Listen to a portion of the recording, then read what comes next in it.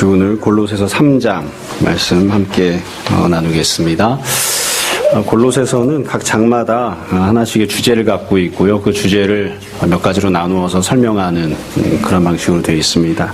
그래서 1장 말씀에서는 이제 교회가 어떻게 해야 하는가, 성도들이 어떻게 신앙생활을 해야 하는가 설명을 하고 권면을 하면서 하나님을 기쁘시게 하는 자들이 되라, 또 하나님께 감사하는 그런 자들이 되라, 이렇게 명령을 합니다. 그러니까 신앙생활은 첫 번째로는 하나님과의 관계에 있어서 어떠해야 되느냐, 하나님을 기쁘시게 하는 것, 하나님께 감사하는 그런 신앙생활을 해야 된다는 거예요. 그리고 하나님을 기쁘시게 하려면 어떻게 해야 되는가, 그 밑에 쭉 설명을 하면서 하나님이 어떤 분이신지를 잘 알고 또 예수님께서 어떤 분이신지를 잘 아는 그것이 이제 기본이다, 그렇게 설명을 했습니다. 두 번째로 2장에서는 예수님이 어떤 분이신지를 잘 깨닫고, 그리고 다른 시험들에 빠지지 않도록, 또 다른 유혹거리에 빠지지 않도록 그렇게 하라 권면하고 또 명령을 합니다. 그렇게 하기 위해서는 어떻게 되는가, 예수님께서 이 세상 초등학문 이런 것들에 빠지지 말고 일상적인 어떤 삶에 있어서나 혹은 신앙생활에 있어서나 오직 예수 그리스도를 기준 삼는 그런 삶을 살아야 된다, 이렇게 권면을 했고요. 그리고 지금 이제 3장에서 세 번째로 성도와 교회들을 향해서 권면하는 내용이 나옵니다. 그래서 1절부터 4절까지 해서 실제로 권면하려고 하는 주제가 무엇인지를 얘기하고, 그렇게 하려면 어떻게 해야 되는지를 상세하게 설명하는데, 우리가 읽은 이 5절부터 11절은 그 중에 첫 번째, 다음 주에 11절부터는 이제 두 번째 내용이 들어갑니다. 자, 그럼 3장에서 이야기하려고 하는 권면이 무엇인가, 1절부터 4절을 먼저 보겠습니다. 1절을 보세요. 그러므로 너희가 그리스도와 함께 다시 살리심을 받았으면 위의 것을 찾으라. 거기는 그리스도께서 하나님 우편에 앉아 계시느니라. 그래서 지금 첫 번째로 이야기하는 내용은 위의 것을 찾으라는 겁니다. 위의 것을 찾으라. 사실 본문에서는 제 첫 줄에 이렇게 되어 있죠. 그러므로 너희가 그리스도와 함께 다시 살리심을 받았으면. 그래서 우리말 성경으로만 읽으면 마치 조건문처럼 보입니다. 그러니까 너희가 받았으면, 살리심을 받았으면 이렇게 해야 된다. 뒤집어서 이야기를 하면 이렇게 하지 않으면, 위의 것을 찾지 않으면 다시 살리심을 받지 못한 것이다, 이렇게 들릴 수도 있어요. 근데 실제로 의미는 그게 아니고요. 왜냐하면 이렇게 읽는 게 더 타당한 것 같습니다. 그러니까 첫째 줄과 둘째 줄을 바꿔서 읽는 게 더 쉬울 것 같아요. 명령이 무엇이냐면 위의 것을 찾으라, 위의 것을 찾는 자가 되라. 왜냐하면 너희가 그리스도와 함께 다시 살리심을 받았기 때문이다, 이렇게 이야기하는 겁니다. 그러니까 우리가 위의 것을 찾는 사람으로 살아야 되는데, 그렇게 위의 것을 찾는 사람이 돼야 하는 이유가, 그렇게 해야 되는 이유가, 내가 예수 그리스도와 함께 십자가에 못 박혀 죽고 주님과 함께 다시 살아나고 주님 안에서 새로운 피조물로 거듭난 존재가 되었기 때문에 이제 덤으로 사는 그런 인생을 살게 되었으니까 이제 어떻게 살아야 되느냐, 마땅히 위의 것을 찾는 자로 그렇게 살아야 된다, 그렇게 권면을 하는 것이죠.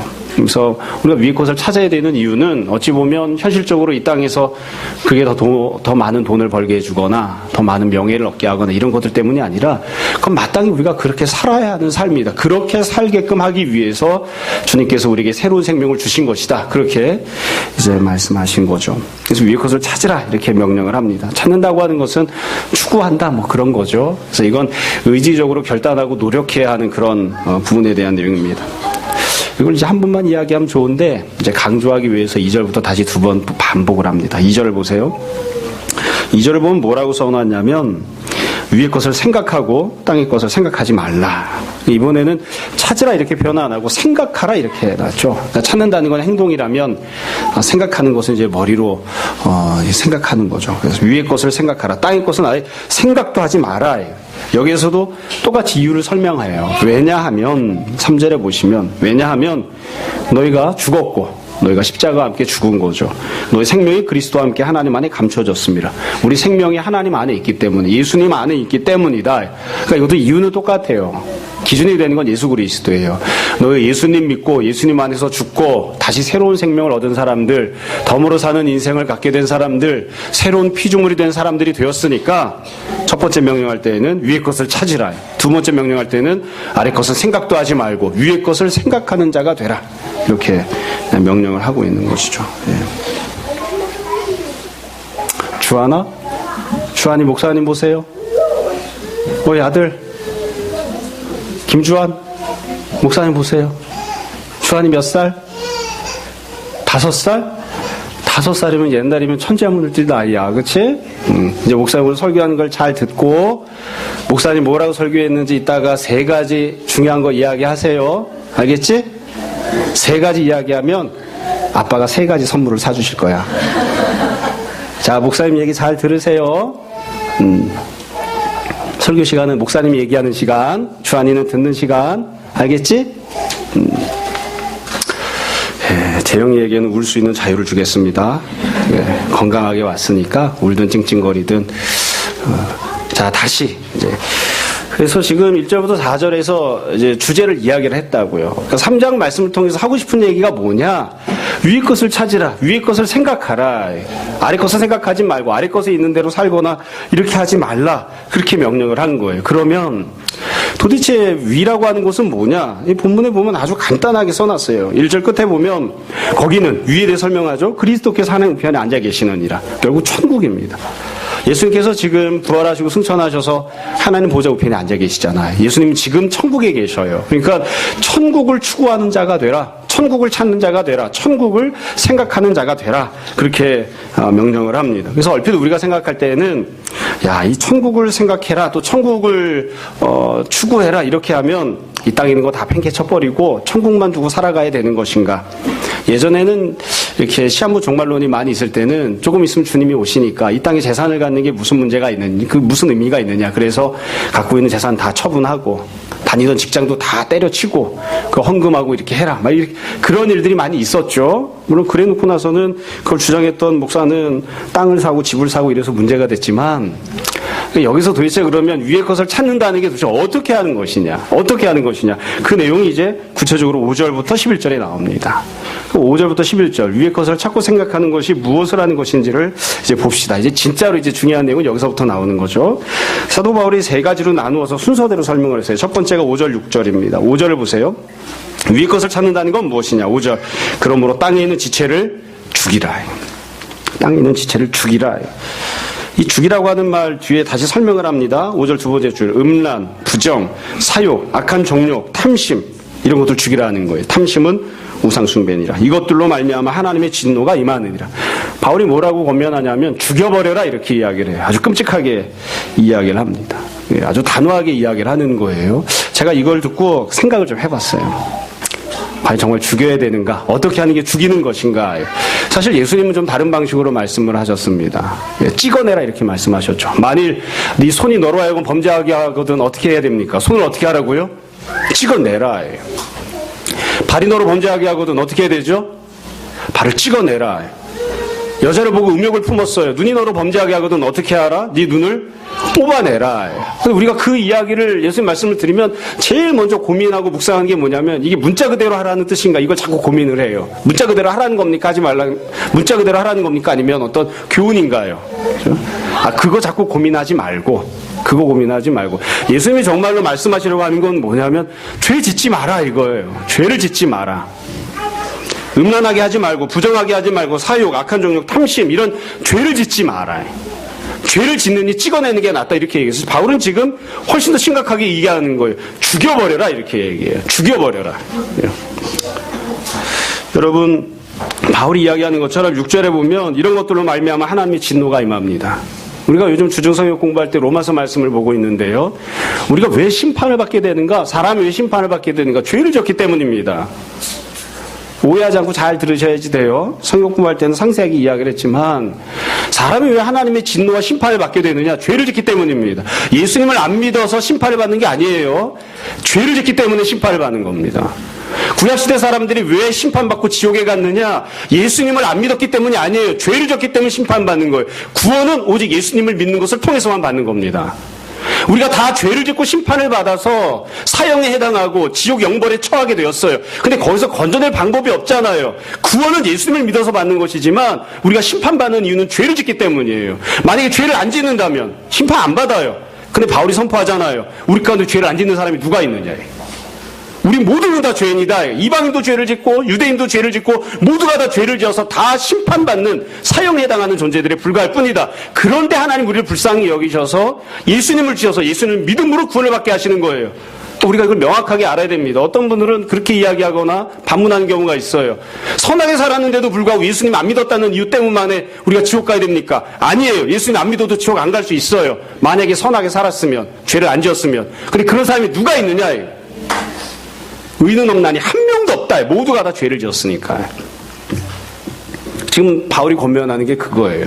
우리가 예수님 믿고 구원받았는데 우리를 죽음으로 내몰았던 그 죄를 징글징글하게 여기고 처절하게 여기고 끔찍하게 여기고 더 이상 죄를 짓는 자리에 들어가지 마라. 죄를 질 것 같으면 차라리 죽여버려라. 이렇게 이야기를 하는 거죠. 저는 이게 익숙해요. 어렸을 때부터 하도 들어와가지고 바람을 필 것 같으면 차라리 죽어라. 도박할 것 같으면 차라리 죽어라. 그게 낫다. 네 인생만 쫑나는 게 아니고 너랑 네 자식, 네 부인까지 몽땅 다 힘들어. 죄를 짓고 살 것 같으면 차라리 죽는 게 나아. 진짜로 죽으라는 뜻은 아닙니다. 그렇게 힘들게 여기라는 거예요. 그렇게 끔찍하게 여기라는 거예요. 아이가 아토피가 심해서 만약에 과자만 먹으면 밤새 일어나서 막 빡빡 긁어대고 힘들게 지낸다고 생각해 보세요. 그 아이가 다음에 과자 먹겠습니까? 먹죠. 그래도 먹어요. 밤새 긁어도. 근데 안다고요. 먹으면 어떻게 되는지. 똑같이 이야기라는 거예요. 우리가 다 죄를 지면서 살아왔기 때문에 어떠했는가? 하나님과 단절된 채로 하나님과 아무 상관없이 심판을 받는 존재로 살아오지 않았느냐? 그런데 네가 다시 그 죄 짓는 대로 들어갈 거야? 그렇게 하지 마라. 그렇게 하지 마라. 이게 지금 첫 번째 주어지는 이야기예요. 이게 바로 위의 것을 찾는다는 뜻입니다. 죄 짓지 마라. 두 번째로 7절부터 9절까지 해서 이렇게 이야기를 해요. 7절부터 9절. 7절을 보세요. 너희도 전에는, 그러니까 예수님 믿기 전에, 예수님으로부터 은혜를 받고 구원을 누리고 새로운 피조물이 되기 전에, 이전에, 과거에는 그 가운데 살 때 그 가운데서 행했다. 뭐 당연한 거죠. 그러나 이제는, 8절, 이제는, 현재 달라진 거예요. 그러니까 과거와 다른 모습이 된 거죠. 너희가 이 모든 것을 어떻게 하라고요? 벗어버려라. 벗어버리라고 하는 것은 옷을 벗는다는 뜻입니다. 이미 존재는 우리가 변했어요. 예수님 믿으면 나라고 하는 존재 자체는 새로운 피조물로 존재성이 바뀌어졌어요. 예전에는 죄와 사망에 얽매여 있는 그런 사망의 자식들에 불과했지만, 사탄의 자식으로 태어나 살았지만, 그것은 다 죽어지고 새로운 존재가 되어서 우리가 영적으로 또 우리가 육적으로 하나님의 자녀가 되는 은혜를 누렸다고요. 새로운 존재가 되었어요. 새로운 존재가 되었음에도 불구하고 옷은 어떻게 입고 있느냐? 옛날에 입고 있었던 냄새나는 죄악의 옷을 그대로 걸치고 있는 거예요. 그러니까 존재 자체가 새로운 존재가 되었으니까 옷도 다 벗어버려라. 옷도 새로운 옷을 옷도 여지껏 입던 옷을 벗어버리고 새로운 옷을 입어라 이거죠. 쉽게 이야기하면 뭐 똑같진 않지만 목욕을 했어요. 어떻게 해야 됩니까? 옷을 갈아입어야죠. 옷을 갈아입어야죠. 그 옷을 안 갈아입는 경우들이 많이 있더라고요. 저희 집의 얘기입니다. 목욕을 했으면 옷을 갈아입어야 될 거 아니에요. 목욕하고 옛날에 입던 옷을 다시 껴입지 마라. 새 옷으로 갈아입어라.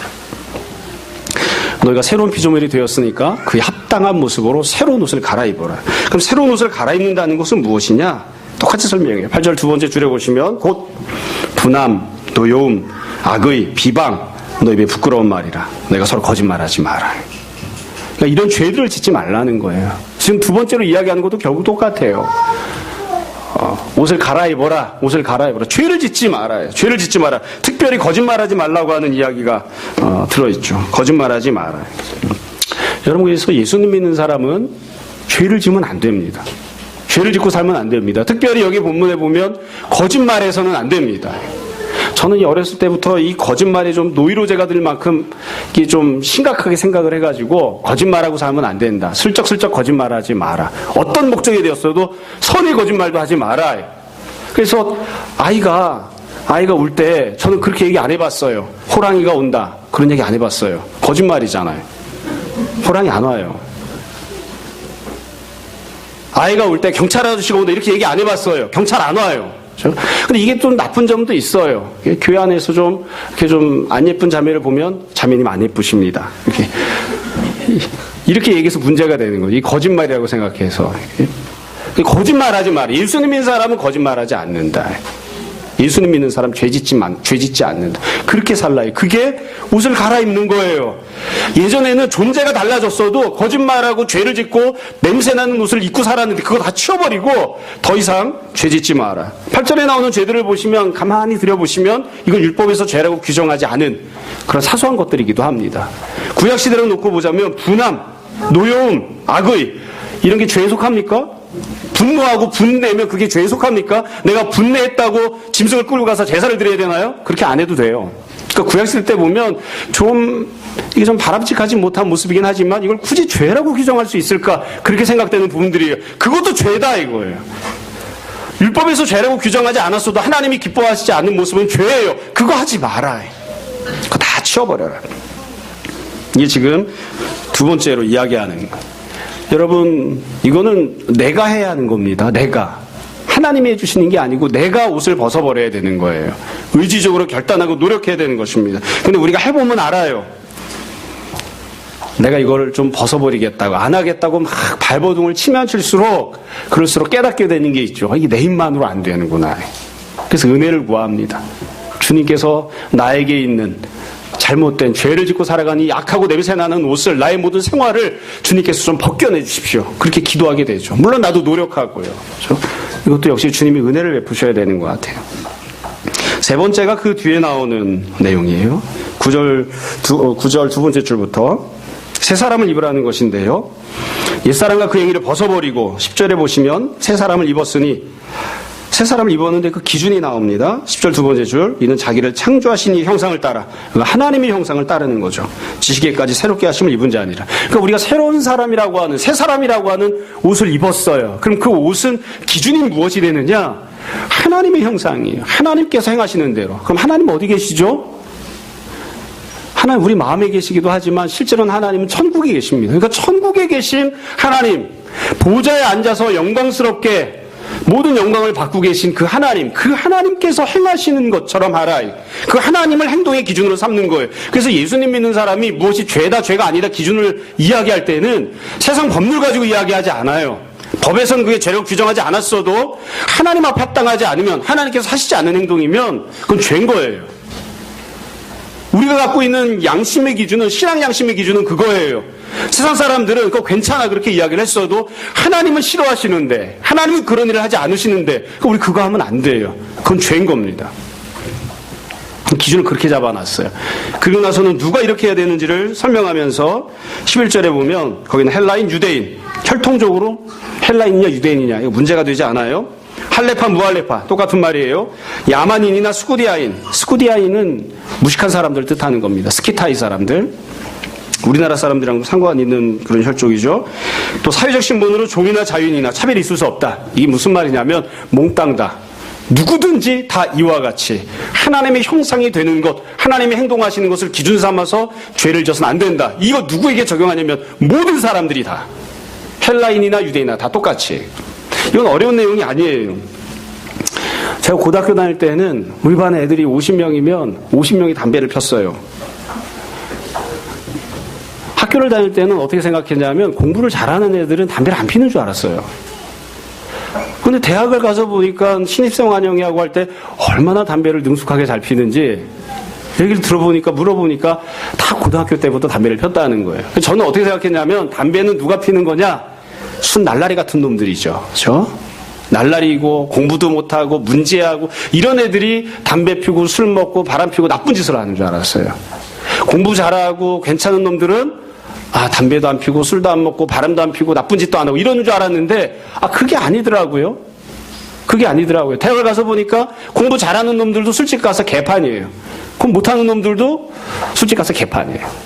공부를 잘했던 놈들도 다 담배를 피고 있고, 다만 학교에 와서 안 필 뿐이지, 선생님한테 안 걸릴 뿐이지, 다 똑같이 죄 짓고 살더라고요. 종종 이 땅에서 살아가다 보면 어떤 사람은 그렇게 이야기를 해요. 가난하면 좀 거짓말을 해도 됩니다. 천만에요. 공부를 못해서 학교에서 날라리라고 찍혀놓았거나, 아니면 우리나라는 교육제도가 이상하니까 학교에서 열애시켜놓은 놈들, 저 자식들은 어차피 대학도 못 갈 건데 이렇게 열애시켜놓은 사람들은 대충대충 학교를 다니고 대충대충 살고 대충대충 그렇게 행동해도 되나요? 천만에요. 대학을 가건 못 가건 모든 사람들은 다 공부를 해야 돼요. 공부를 잘하건 못하고 모든 사람들은 다 도덕적으로 살아야 돼요. 사회적으로 신분이 있건 신분이 높지 않건 모든 사람들은 다 하나님을 두려워하고 하나님 뜻 합당하게 살아야 돼요. 열애가 된 사람은 아무도 없어요. 돈이 많거나 권력이 있다고 해서 지 멋대로 살면 안 되는 거죠. 마찬가지예요. 돈이 없거나 가난하다고 해서 거짓말하거나 죄짓고 살아도 된다는 건 아니에요. 모든 사람은 다 똑같이 하나님의 형상대로 살아야 돼요. 하나님의 행동하시는 것을 기준 삼아서 살아야 됩니다. 그렇게 바울이 권면하고 있는 거예요. 지금 그래서 내용을 쭉 이야기하면서 똑같은 내용을 3번이나 반복한 거예요. 첫 번째는 죄 짓지 마라. 죄 짓는 모습을 죽여라. 두 번째는 죄 짓지 마라. 죄 짓는 그런 생활, 그런 삶을 옷으로 입고 있었는데 그거 다 벗어 치워버려라. 세 번째는 죄 짓지 마라. 네가 누구이든지 간에, 세상에서 너를 누구라고 규정하든지 간에 이 땅에서 육신 갖고 살아가는 모든 사람들은 다 하나님을 기준 삼아서 하나님께서 행하시는 것처럼 하나님의 형상대로 살아라. 그렇게 이야기를 하는 거죠. 간단해요. 한마디로 이야기하면 뭐라고 이야기하는 겁니까? 죄 짓지 마라. 죄 짓지 마라. 죄를 범하지 마라. 고작 계속 말씀드리지만 고작 율법을 지키는 그런 삶에 대해서 이야기하는 게 아니라 기준을 어디에 두고, 천국에 두고, 기준을 누구에게 두고, 하나님께 두고, 천국에서 하지 않는 일 이 땅에서도 하지 마라. 하나님께서 하지 않는 일 이 땅에서도 하지 마라. 그게 지금 제시하고 있는 내용이에요. 이 본문이 이야기하고 있는 내용입니다. 사실 제가 드릴 내용은 다 이야기했습니다. 이제 정리해서 한 2가지를 말씀드리고 말씀을 마무리하려고 합니다. 똑같은 내용을 2번 반복하는 겁니다. 2가지만 말씀을 드릴게요. 우선 첫 번째는 이 본문의 내용을 보면 우리가 그냥 본문 쭉 읽은 그대로예요. 여러분, 바울이 지금 권면할 때에 위의 것을 찾으라, 또 위의 것을 생각하라, 천국을 찾고 천국을 생각하라고 했잖아요. 그럼 천국을 생각하고 천국을 찾는다는 건 도대체 어떻게 생각하고 어떻게 살아가는 것인가? 근데 바울이 설명한 내용을 보시면 간단하죠. 이 땅에서 우리가 육신을 갖고 살아가는 동안 여기서 도대체 어떻게 살 것인가, 이것과 관련된 내용을 담고 있습니다. 그러니까 천국을 추구한다라고 하는 것은 이 땅에서의 직장생활, 이 땅에서의 가정생활 이런 걸 다 팽개치고 오직 하나님 나라만 바라보고 나 언제 죽지? 빨리 죽어서 천국 가야 되는데 이거를 생각하고 추구하라는 뜻이 아니에요. 이 땅에서 살아가는 동안 예수님 믿는 사람이 어떻게 살아야 되는가, 육신을 갖고 살아가는 동안 어떻게 살아야 되는가, 그것과 관련된 내용을 위의 것을 찾는 것으로 이야기를 하고 있다고요. 그러니까 만약 어떤 사람이 이 땅에서 살아가면서 일상의 삶을 살아가면서 난 어차피 죽어 없어질 것이고 천국에 갈 거기 때문에 이 땅의 삶은 의미가 없어 이렇게 생각하고 살면 그건 대단히 오산이에요. 잘못 생각한 거예요. 천국을 추구하는 게 아니에요. 천국을 추구하고 산다는 것은 무엇이냐면 천국에서 사는 것처럼 이 땅에서도 사는 겁니다. 우리가 오늘은 11절까지만 보았죠. 이건 일상생활에서 어떻게 살아야 되는지에 대한 내용이에요. 다음 주 12절부터 볼 건데요. 12절부터 나오는 내용은 교회 생활이 나옵니다. 그러니까 천국을 추구한다는 게 도대체 교회 생활을 어떻게 하는 것인가가 나옵니다. 그 다음 주에는 가정생활이 나옵니다. 남편은 아내에게 어떻게 해야 되는가, 아내는 남편에게 어떻게 해야 되는가. 그러니까 천국을 추구하고 천국을 찾고 천국을 우리가 생각한다고 하는 것은 쉽게 이야기하면 첫 번째로는 일상생활에서, 두 번째는 신앙생활, 교회생활에서, 세 번째는 가정생활에서 천국에서 하듯이 하라는 거예요. 일상생활 팽개치고 교회생활 팽개치고 가정생활 팽개치고 하나님 나라만 바라본다, 그게 아니고 일상에서, 교회에서, 그리고 가정에서 천국에서 하듯이 하라. 천국에서 하듯이, 그렇게 이야기를 하는 거죠. 어려운 내용이 아니죠. 천국만 바라보는 몽상가로 살라고 하는 그런 뜻이 아닙니다. 예수님께서 그렇게 말씀하셨어요. 너희는 세상의 빛이고 소금이다. 빛이고 소금이다. 그게 천국을 추구하는 것입니다. 빛이고 소금이라고 하신 말씀은 무슨 뜻이냐면 세상은 소금밭이 아니에요. 세상은 그냥 땅이에요. 썩어 문드러지게 생겼어요. 근데 너희는 본질상, 특징상 세상과 다른 본질을 갖고 있는 사람들이야. 그걸 내가 세상 속에 너희를 세상 속에 박아놓았다. 세상은 소금이 아니지만 너희는 소금으로 살아라. 세상은 거짓말을 하지만 너희는 거짓말을 하지 마라. 세상은 죄를 짓지만 너희는 죄를 짓지 마라. 그렇게 이야기를 하는 거예요. 세상은 믿음이 없어요. 그러나 너희는 믿음을 갖고 이 땅에서 살아가라. 세상을 살다 보면 상황이나 형편 때문에 절망할 수밖에 없는 일들이 참 많이 있어요. 그러나 너희는 소망을 갖고 있는 사람들이 되어라. 세상은 미워하고 시기하고 질투합니다. 그러나 너희는 사랑을 베푸는 자들이 되라. 세상과 다른 모습이 되라. 세상과 다른 모습으로 이 땅에서 살아가는 사람들이 되라. 이걸 다르게 표현하자면 우리가 이 땅에서 태어나서 살아가고 있지만 너희는 존재가 다른 존재가 되었으니까, 예수님 믿고 하나님 믿는 사람들이 되었으니까, 하나님의 자녀가 되었으니까 천국에서 내려온 사람이 이 땅에서 살아가는 것처럼 그렇게 살아라. 적절하지 않은 예일 수도 있는데요. 예전에 이렇게 어렸을 때 듣던, 또 어렸을 때 이렇게 만화나 뭐 텔레비전에서 보던 선녀가 생각나더라고요. 선녀. 이 전설의 고향이나 이런 데 보면 어떤 강원도 두메산골에 농사를 짓거나 아니면은 산골에 왔다 갔다 하면서 하는 총각이 결혼도 못하고 있었는데 선녀를 만나서 장가를 가는 내용들이 종종 나옵니다. 그렇죠? 선녀의 제일 중요한 첫 번째 특징은 뭐죠? 물론 이 모든 형제들이 똑같이 이야기하는 예쁘다. 네. 어쩜 저렇게 이쁠까? 두 번째는 예쁜데 저렇게 어쩜 저렇게 일도 잘할까? 일을 그렇게 열심히 하는데도 힘들어하지도 않아. 그렇게 힘든데도 세 번째로는 말도 어쩜 저렇게 곱고 예쁘게 할까? 역시 예쁜 사람이 말도 예쁘게 해. 막 일도 잘하고. 그래서 보면 모자라는 게 없죠. 우리는 종종 이렇게 탁월한 능력을 갖고 있어서 선녀 같다 이렇게 얘기하기도 하지만 보통 사람과 좀 다른 것 같아. 저건 사람이 아닌 것 같아. 그래서 뭐라고 하냐면 선녀가 하늘에서 내려왔나 봐. 선녀가 하늘에서 내려왔나 봐. 그렇게 얘기하잖아요. 정확하게 똑같은 건 아니지만 지금 그렇게 살라는 거예요. 우리가 이 세상에서 살고 있지만 하늘에서 천국에서 내려온 사람처럼 살아라. 이거. 그래서 주변 사람들이 보면 왜 저 사람은 미워해야 마땅할 것 같은데 용서하고 희생하고 사랑하지? 저 사람은 절망해야 마땅할 것 같은데 왜 소망을 품지? 저 사람은 욕하고 저주하고 반문하고 회의하고 그냥 옥상에 내려서 떨어져 죽어야 마땅할 것 같은 그런 삶의 환경인데 왜 소망이 가득하고 옆에 있는 사람들을 자꾸 격려하지? 이해할 수가 없는 거예요. 예수님께서 마지막에 명령하신 것처럼 세상에서 너희가 환난을 당하지만 담대하라. 내가 세상을 이겼다. 세상이 너를 미워하지만 너희는 서로 사랑하라. 세상이 이해할 수 없는 사랑을 주는 자들이 되어서 그런 말미암아 세상 사람들이 저 사람들은 이상해. 저 사람들은 이상해. 그래서 세상 사람들이 저 사람들은 예수님 믿는 사람인가 봐. 그렇게 인정하게 알아요. 그렇게 살라는 거예요. 그렇게. 이 땅에서 삶을 살아갈 때 어떻게 살아가야 되는가. 두 번째로 정리해서 말씀드리고 있습니다. 두 번째로 여기에서 바울이 권면하고 있는 위의 것을 찾고 위의 것을 생각하라고 하는 말은 명령들은 내용만 이렇게 놓고 보시면 굉장히 소극적이고 또 가장 기본적인 것들만 내용을 담고 있습니다. 왜냐하면 내용을 보세요. 죄를 짓지 말라는 거잖아요. 이렇게 이야기하면 좀 교만하게 들릴 수도 있겠지만 이 정도는 저도 좀 할 수 있지 않을까. 죄를 안 짓는 정도는. 사실 뭐라고 이야기가 마땅할까요? 죄를 짓지 마라 이 정도가 아니고 어떻게 해야 되죠? 가서 선을 행하라. 가서 의를 행하라. 빛이 되어라. 다른 사람들 구원해내라. 우리가 늘 하는 표현대로 치자면 자기를 부인하고 자기 십자가를 감당하는 자가 되라. 너 때문에 세상이 더 살기 좋은 곳이 되게 해라. 네가 있는 그곳이 불의가 도저히 뿌리박지 못하는 그런 정의로운 땅이 되게 하라. 이렇게 명령해야 될 것 같은데 그런 명령들은 없어요. 그러니까 적극적인 명령들은 없어요.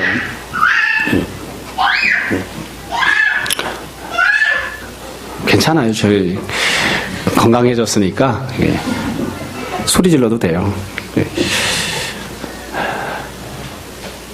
그냥 소극적인 그런 기본적인 명령만 하고 있는 거예요. 기본적인 명령만. 여러분 결혼해서 한 사람이 생활하면서 남편에게 여보 나는 다른 거는 없고 당신이 죄만 안 짓고 살면 좋겠어 이렇게 얘기하는 부인이 있나요? 다 그렇게 얘기하지 않아요. 그럼? 지금 바울이 권면하고 있는 내용은 그래서 소극적인 거예요. 그래서 우리가 한편으로 보면 과연 요것만 지키면 되는가? 요것만. 다르게 표현하면 이런 거죠. 우리가 의를 행하지 않아도 되나요? 고난당하고 있는 사람을 볼 때, 어려운 일을 환난당한 사람을 보았을 때 그 사람을 도와주지 않아도 되나요? 그래도 과연 하나님 나라를 바라보고 천국을 추구하는 삶을 살 수 있다고, 살고 있는 거라고 이야기할 수 있나요? 죄만 안 지으면? 또 본문에 보면 이건 다 개인적인 내용들 뿐이에요. 사회 구조나 아니면 고통당하는 사람을 돕기 위한 어떤 제도를 만들거나 이런 내용은 한마디도 들어있지 않아요. 내가 그냥 개인적으로만 죄를 짓지 않고 살면 그러면 그것으로 하나님이 원하시는 모든 것을 다 하는 것인가요? 그렇지 않아요. 우리가 다음 주부터 보겠지만 12절부터 보면 의를 행하라고 하는 명령이 나옵니다.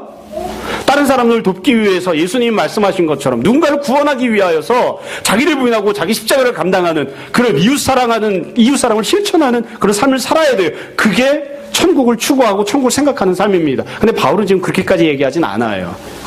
이것도 지금 감당이 안 되니까 그런 것 같아요. 그래서 우리가 이 본문 말씀을 읽으면서 그걸 항상 염두에 두었으면 좋겠습니다. 이것만 순종하면 모든 것을 다 하나님 뜻대로 순종하는 것인가? 아닙니다. 어려운 내용이 아니에요.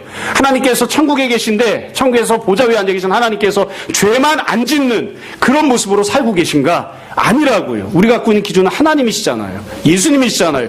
예수님은 어떻게 지금 계시는가? 하나님은 어떻게 계시는가? 하나님께서 바라고 계신 모든 영광으로 인하여 하나님 나라가 온전한 영광스러운 자리가 되고 있잖아요. 하나님께서 베푸신 은혜로 인하여 천국에 들어온 모든 존재들 은혜를 누리고 살고 있잖아요. 너도 그와 같이 하라. 그게 천국을 찾는 것입니다. 내가 이곳에 있음으로 인하여, 내가 영광을 바람으로 인하여, 내가 빛을 바람으로 인하여, 내가 헌신하고 내가 섬기고 내가 다른 사람들의 유익을 끼침으로 인하여 나로 말미암아 다른 많은 사람들이 유익과 은혜를 누리는 그와 같은 삶을 살라. 그게 천국을 누리는 것입니다. 천국을 추구하는 것입니다. 우리 항상 그것을 생각했으면 좋겠습니다. 그래서 사실 현실적으로는 죄만 안 짓고 살기 힘들어 죽겠는데 다른 것까지 더하기는 어려운 것 같은데요. 이럴 수도 있어요. 근데 생각을 조금 더 넓게 가졌으면 좋겠어요. 자, 정말로 말씀을 마무리합니다. 예수님 믿는 사람은 마땅히 천국을 찾는 사람, 천국을 생각하는 사람들이 되어야 합니다. 도대체 어떻게 하는 것입니까? 지금 바울이 권면하고 명령하는 것처럼 일상의 삶을 살면서 하나님께서 행하시듯이 그렇게 행하는 천국에서 내려온 사람처럼 살아야 됩니다. 모든 설교를 마칠 때마다 항상 늘 던지는 질문이에요. 여러분은 이런 사람을 보신 적이 있습니까? 저를 보지 마시고 이런 사람을 보신 적이 있습니까? 이런 사람을. 저 사람은 달라. 그렇게 이야기하는. 네? 이런 사람을 보신 적이 있습니까? 나 자신이 이렇게 못 산다 하더라도 옆에 있는 저 사람은 정말 이런 것 같아. 바울이 권면을 하면서 저 사람을 생각하면서 쓴 것 같아. 그렇게 생각되는 사람이 있나요? 우리가 다 그런 사람들이 되었으면 좋겠습니다. 늘 설교를 할 때마다 늘 이 자리에 올라오려고 하면 늘 마음에 걸리는 게 많아요. 아빠는 언제까지 부부싸움을 할 거야? 라는 이야기를 하거나 아빠는 언제까지 게으를 거야? 라는 이야기를 듣거나 아빠는 언제까지 말을 험하게 할 거야? 라는 이야기를 듣거나 이런 얘기를 듣고 설교하러 올라오거든요. 조심하는데도 불구하고 우리가 설교를 들으면서도 마찬가지잖아요. 난 언제까지 절망할 거지? 난 언제까지 짜증을 낼 거지? 난 언제까지 옆에 있는 사람들을 힘들게 만들 거지? 여러분, 이 바울이 권면한 그리고 명령한 이 말씀에 순종해서 바로 저 사람이 그렇습니다 라고 이렇게 고백할 수 있는, 또 다른 주변 사람들이 우리를 바라보고 바로 저 사람이 바울이 이야기한 예수님 믿는 사람다운 천국을 찾고 추구하고 생각하는 그런 사람입니다. 그렇게 인정해주는 그런 우리 모두가 다 되었으면 좋겠습니다. 날마다 십자가에 달려 죽고 날마다 부활하고 또 날마다 결단하고 노력하고 그래서 하나님 베푸신 은혜로 말미암아 이 땅에서 천국을 누리고 살아가는 천국의 시민권이 있는 여러분 모두가 다 되시기를 주님 이름으로 축원합니다. 이제 잠시 기도하겠습니다. 자, 오늘 말씀을 정돈해 보십시오.